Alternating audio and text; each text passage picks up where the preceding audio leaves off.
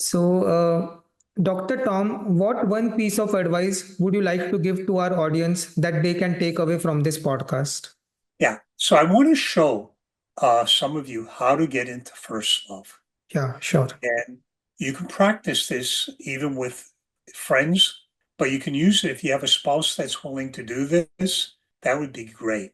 So this is an exercise. If you ever go to an integral conference, Mhm, you'll probably do this. And I do this in couples therapy.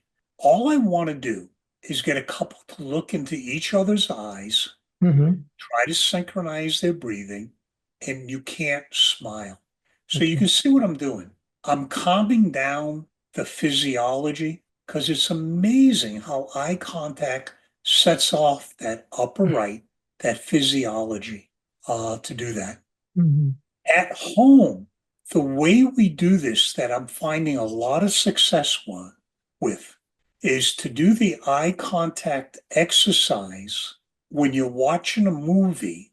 mhm, And what you do is, you know how when you're watching a romantic movie mhm. or a movie when it's about children, Yeah. and something very sensitive happens, like Mhm, especially with children, it's very poignant in that moment.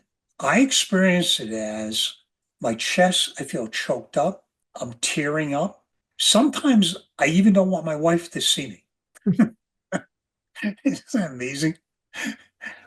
But before you watch the movie, if you agree, pause the movie, you have all that energy, you agree with your partner, you're going to look at each other for 2 minutes. Don't giggle, don't speak, just hold the energy together. Think of what we're doing. We're laying down the physiological pathways mhm. to handle that level of amperage. I'm borrowing that word from electricity, amperage. And we're laying down the circuitry that can actually handle that. Mhm, So if you're already doing mindfulness and meditative, you're calming it down. And if you're already doing that a little bit with strangers, remember where I said the hardest place to do it is with your couple.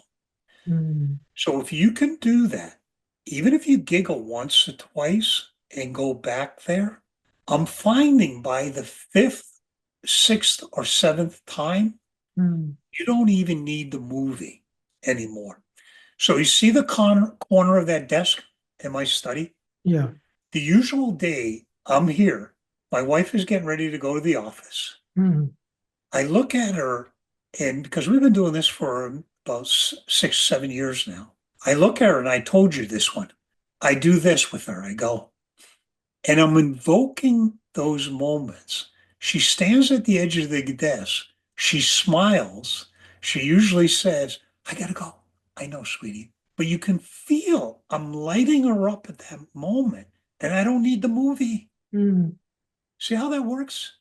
Yeah. And so, what am I doing? I'm just taking what I learned from the Asian traditions, the Mhm, abundance.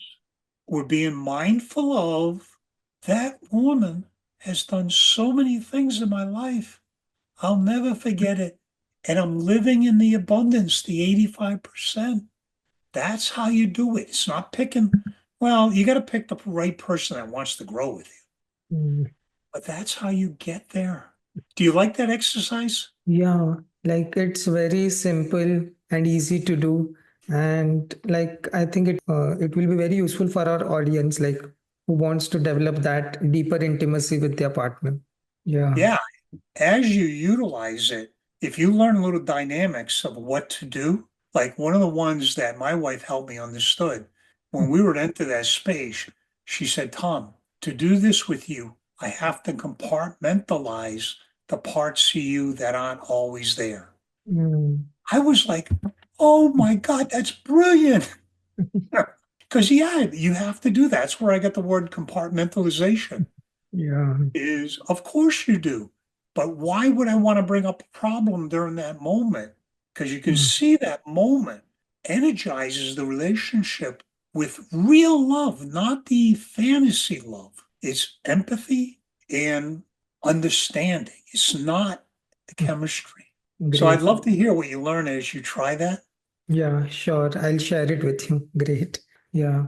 So, Tom, like this was an amazing conversation and the podcast which we had.